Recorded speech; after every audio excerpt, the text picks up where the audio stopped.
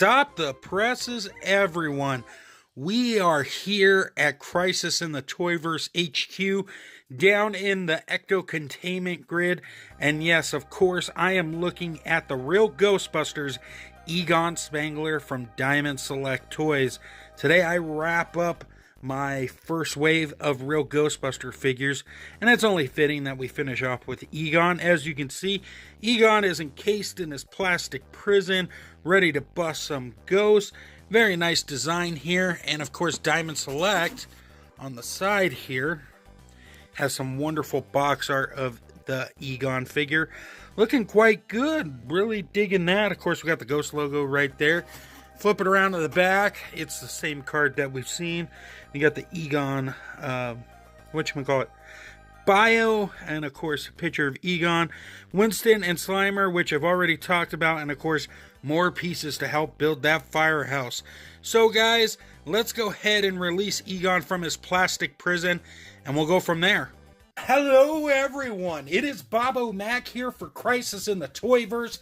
Today, it is with a sad and heavy heart that we wrap up the Diamond Select Toys series of the real Ghostbuster action figures that have been released so far, and we're wrapping things up with Egon Spengler over here. But that's not to say everything's all bad news, because this figure is really awesome. It looks like he just jumped off my 80s television screen into plastic form, so I'm really digging that. So let me go ahead and bring Egon in just a little further, shine a new set of light on him so we can look at him.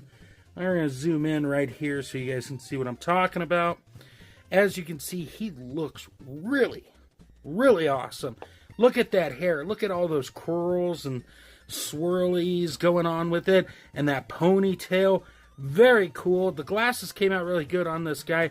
The face sculpt's really nice. I mean, just loving this. And as we get down to the bodysuit here, we got some nice detail going on too. It's his traditional jumpsuit that we've seen on the cartoon show, with that teal color mixed in with the off pink. And of course we got the Ghostbusters logo right there. Got the elbow pads, the cool new belt design that we saw on Winston. And then we take it down to the rest of the body, and we got the boots there. And of course we got the proton pack. It's pretty much identical to the one we've seen on Winston, but it's still cool to see, and I really do dig it quite so. So there is that. So real quick, let's just roll through articulation. In terms of the head, Egon can look down somewhat. You can look up somewhat. You might want to be mindful of the hair back there. You don't want to stress it or break it, but you do get some side-to-side action with the head, and you do get full rotation, so that is nice. In terms of the arms, they do go out that far. They do go down. They spin all the way around. We got that swivel and hinge at the elbow there. It goes up about that much. We have rotation at the hand and a hinge that works up and down. As far as the upper body, we got a diaphragm joint that works like so. Side to side, can twist around. It can go down that much. It can go back quite a bit more. So that is very cool. In terms of swiveling at the waist, he does have that ability as well. So that's cool. He can kick forward that much. He can go back just ever so slightly. We got our thigh cut right there. Double bend at the knees. And then we have a hinge on the boot. It doesn't go up that far, but it goes up a little bit. Goes down great. And then we have those ankle pivots that everybody loves, or rockers I should say. And then he's got two peg holes on the bottom. So, you know, Egon's very cool. Very happy with our articulation. Loving the sculpt work. So let's go ahead and break down his accessories, and we'll go from there, guys, okay? So here we are with accessories, and it's pretty much the same. Not pretty much, it actually is the same that we saw with Winston. We got the two open hand gloves, and then we got the two gripping gloves that work really well. With these characters, I would have liked to have seen a little more hands per se, like not the gloved hands, but more of the regular hands. It's just a personal preference. Of course, we have the PKE meter. Once again, for those who haven't seen any of the other reviews, that is what that looks like. And then, of course, we have our ghost trap here that I have wrapped up. But that came out nice. I got a little warpage on mine. Nothing that a hairdryer or some hot water can't fix. And yes, for those who want to know, to plug it in, all you do is you find the spot on the proton pack for the trap. Let's see if I can do this on camera. Last time I did this, I had the same problem I'm having right now. Oh, you find the spot and the trap plugs in. I would recommend just wrapping the cord around the trap for it to look a little nicer. But all in all, very cool. And if that wasn't enough, of course, we all are waiting to finish Firehouse.